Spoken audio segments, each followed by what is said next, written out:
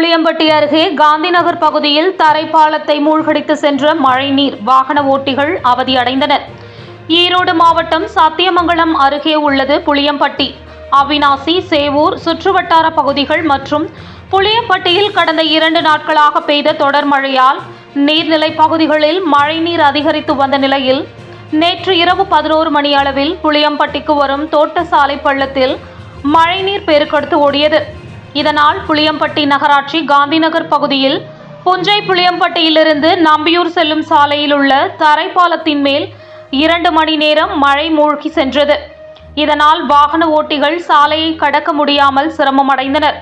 அதனைத் தொடர்ந்து சாலையில் முழங்கால் வரை சென்ற மழை நீர் சற்று குறைந்ததால் 1 மணி நேரம் காத்திருந்த வாகன ஓட்டிகள் மற்றும் பொதுமக்கள் சாலையை கடந்து சென்றனர்.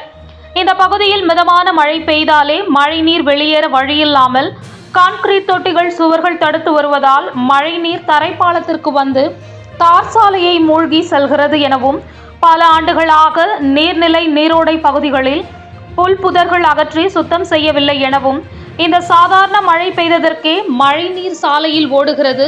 இப்பகுதியில் கனமழை வரத் தொடங்கினால் குடியிருப்பு பகுதிகளில் மழைநீர் வெள்ளம் சூழ்ந்துவிடும் என பொதுமக்கள் தெரிவிக்கின்றனர்.